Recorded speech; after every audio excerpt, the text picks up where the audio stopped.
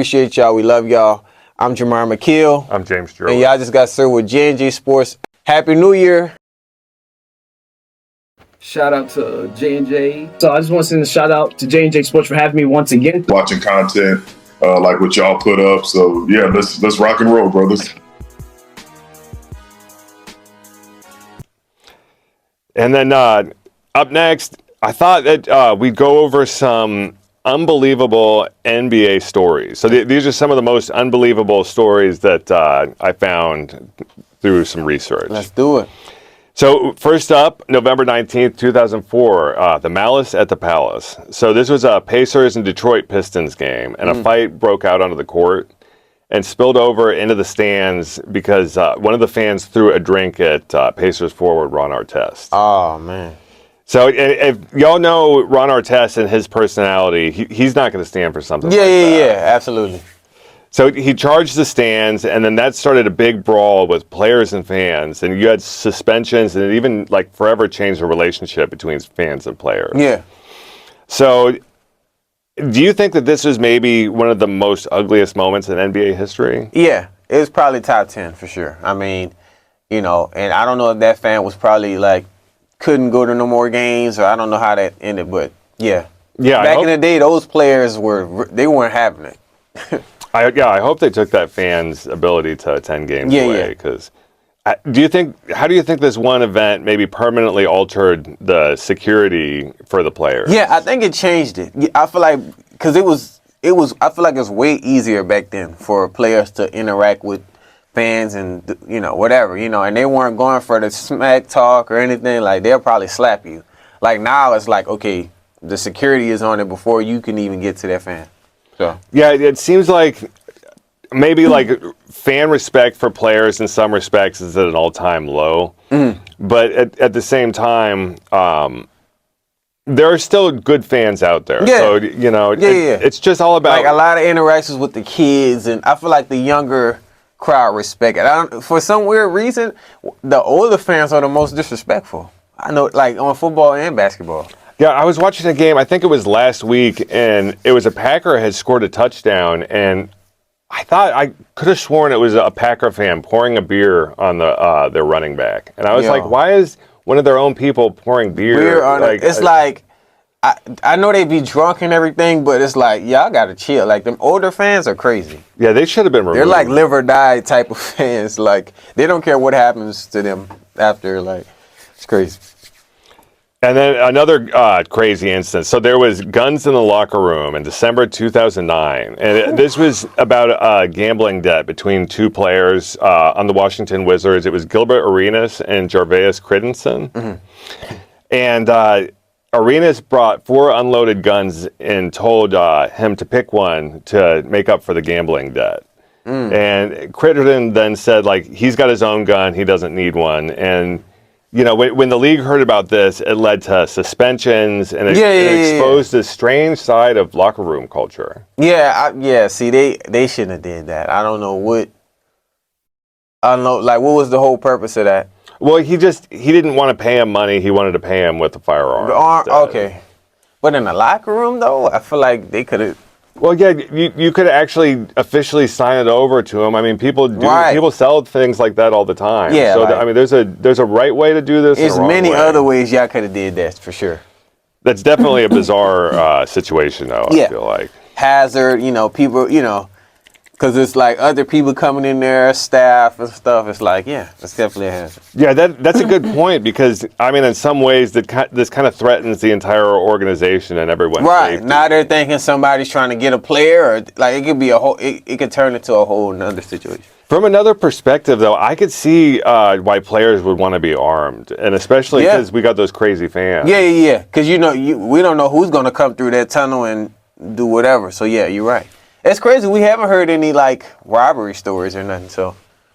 And then this next one's a lot more lighthearted. It was Dennis Rodman's mid-finals Vegas vacation. Okay. So it's the middle of the 1998 NBA Finals, and it's the Bulls and the Utah Jazz. Dennis Rodman goes to the head coach, Phil Jackson, and says, I need a vacation. And so he lets him go for 2 days, gives him 48 hours. He goes to Vegas and does a lot of hard partying. Yeah.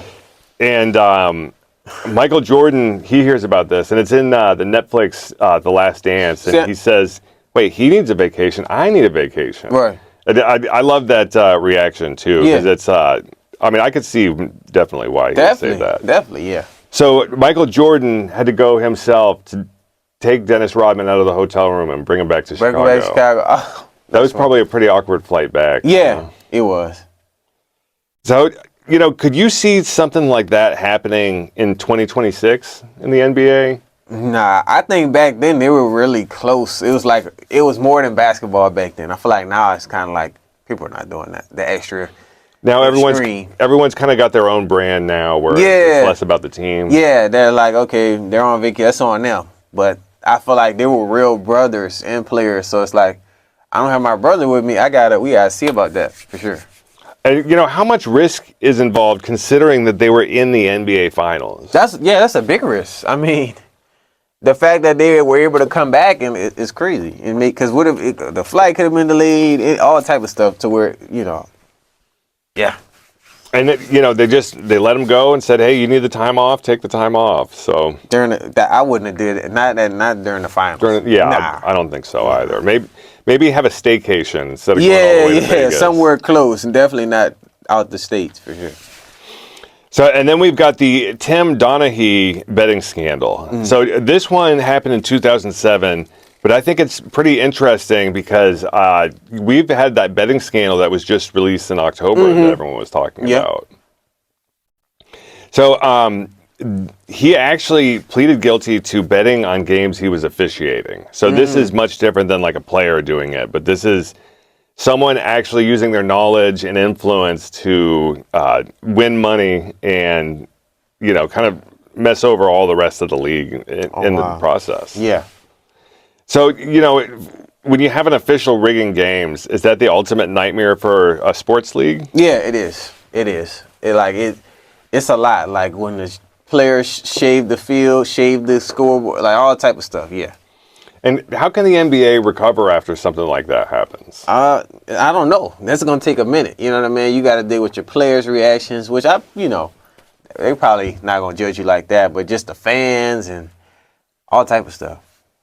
Yeah, and this has me kind of wondering, it's like, how many games were you messing up? How many games did you affect? And like, NBA history, would it look different looking back? Right, like, it definitely would have been different. And it's like, the fact that you were able to change some predictions of the games, it's like, it's crazy. Yeah, hopefully we see now with the new gambling stuff coming to light and everybody talking about it, hopefully we're going to see a move away from all of that stuff for the leagues. Yeah, and for sure.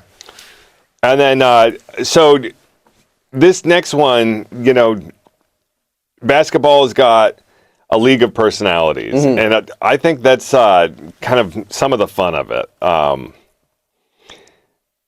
kind of curious... why do you think the NBA is at the center of a bunch of like wild character-driven stories compared to other leagues? Because I feel like you don't quite hear about things like this in the NFL, maybe somewhat, but definitely not really in baseball. Yeah, I don't know. I think with basketball, it's like lesser players, and it's a lot like more highlight players that they get too personal in their lives, too personal. And stuff and getting into things. So I don't know why and it's crazy because NFL is a more popular sport than basketball, but you hear more stories from basketball. Do you think maybe team size has something to do with it? Because in general, they'll have 5 people on the court at all times. Yeah. And then they'll have, I'm not sure exactly how big an NBA roster is. NBA, well, what, how many? Yeah, 5 on the court, 5 on... So it's 10. So it's 10 people on the court. 10 to 11. Yeah, and then the rest are just like sideline people. You know what I mean? So yeah, that's crazy. In the NFL, it's 53 on the active roster, and then you've got practice squad. So it's easier to stand out in the NBA. Yeah, definitely. You're also wearing a helmet in football. Right. You're kind of like basketball is like you see everything that's going on. Yeah. And I'm kind of curious, what is it about basketball culture that like produces all these unbelievable moments that we've kind of just went over? Man, it's crazy because it's like you wouldn't expect all of that. I mean, I know back in the day, Jordan and all of that, but still now with a lot of these players, like relationships and all that type of stuff. So, yeah. Yeah, y'all, please let us know what you think about that. Have y'all heard any crazy NBA stories? Is there anything we missed? And is there any stories y'all would like us to cover and go into more detail about? Yeah, let's get into it. Hey, it's James Jerwitz from J&J Sports. Make sure you check out our episodes that are now on Spotify, and shout out to Barracks. J&J Sports. Keeping it slick in 2026.